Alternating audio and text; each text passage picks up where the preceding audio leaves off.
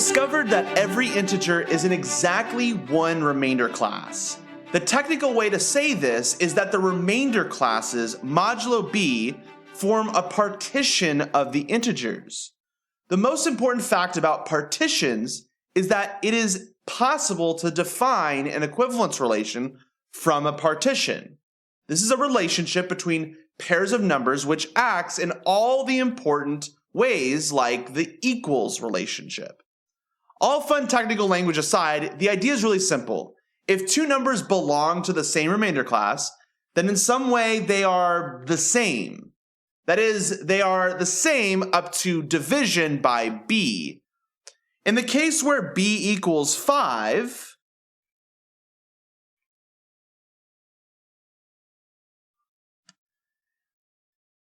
the numbers 8 and 23, while not the same number, are the same when it comes to dividing by 5. So 8 and 23 are kind of like the same number. They both have a remainder 3 when dividing by 5.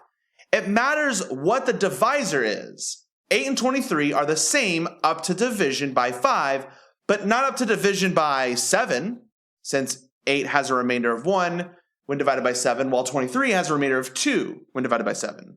With all this in mind, let's introduce some notation. We want to say that 8 and 23 are basically the same, even though they are not equal. It would be wrong to say that 8 equals 23.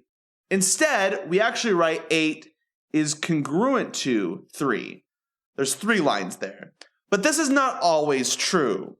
It works if we are thinking about division by 5, so we needed to note that somehow. What we will actually write is that 8 equals 23 mod 5. It's really crucial to put that mod 5 there because, again, 8 is not always congruent to 23, say mod 7, but it is mod 5. So this, by the way, is read 8 is congruent to 23 modulo 5. That's technically the word. We use mod because mod is a little bit shorter than modulus, and especially if you're in computer science, you'll hear the word mod a lot more often.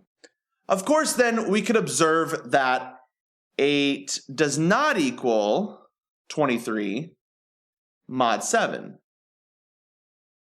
Hey everyone, real quick, I just want to mention that this video is a part of a whole course that I made. You can find a link to this entire course in the description below and make sure to click on that subscribe button. All right, let's define congruence modulo n. We say A is congruent to B modulo n and write A equals B mod n, provided A and B have the same remainder when divided by n. In other words, provided A and B belong to the same remainder class modulo n. Now, many professors and books will define congruence modulo n slightly differently. They'll say A is congruent to B mod n if and only if n divides A minus B. In other words, two numbers are congruent mod n if their difference is a multiple of n.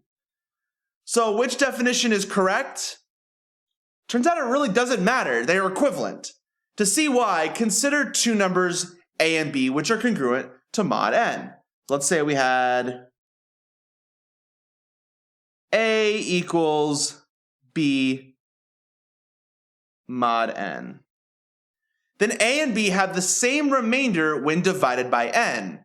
Specifically, that means that A equals Q1 times n plus some remainder, and B equals maybe some other quotient, Q2 times n, plus that same remainder r.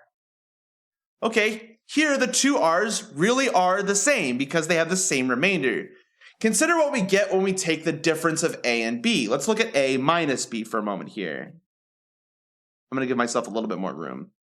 A minus B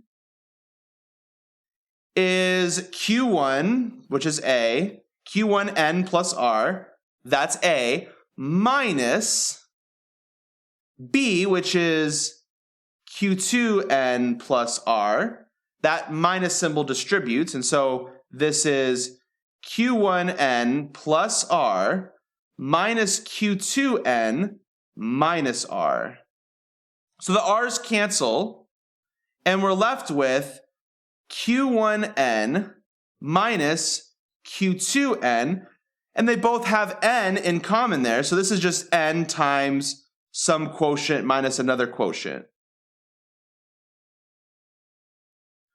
Okay, so a minus b is a multiple of n, or equivalently, this means that since that is equal to a minus b, that means that n divides a minus b. On the other hand, if we assume first that n divides a minus b, so if we want to show that the other direction is also equivalent, we can start with that definition instead. Let me erase this real quick. It might take me a while. There we go. Let's say we had the other definition, which is honestly the more common definition. Not my preference, but it is a common definition that a lot of professors use. We're waiting for this to load. There we go. Okay, so let's say n divides a minus b. So that means that a minus b is equal to k times n for some k in the integers. Okay, so then consider what happens if we divide each term by n. Dividing a by n will leave some remainder, as well as will dividing b by n. However, dividing kn by n will leave 0 remainder. So the remainders on the left-hand side must cancel out. That is, the remainders must be the same. Thus, we have that this definition works as well. For any integers a, b, and n, we have that a is congruent to b mod n if and only if n divides a minus b. It will also be useful to switch back and forth between congruences and regular equations. This fact here helps with this. We know that a is congruent to b mod n if and only if n divides a minus b, if and only if a minus b is some multiple of n, like k times n for some integer k. Rearranging that equation, we can get, so with this basically just means that a minus b equals kn for some k in the integers, which means that a equals b plus some multiple of n. So in other words, if a and b are congruent mod n, then a is b more than some multiple of n. This conforms with our earlier observations that all the numbers in a particular remainder class are the same amount larger than the multiples of n. So let's take a look at this final point here. For any integers a, b, and n, we have that a is congruent to b mod n if and only if a equals b plus kn for some integer k. Now, why am I giving you 3 different definitions here for what it means to be congruent mod n? The reason is because in some instances, you might want to utilize the tools from that definition versus another definition. This one will almost always work in terms of being able to manipulate things to prove what you're trying to prove. So if you're looking for a really solid definition, this is the one I would recommend. However, this definition is the one most professors will want you to use, and so you have to manipulate a little bit to get to this definition. That's not that much work. And then again, I prefer this definition because it's a conceptual definition.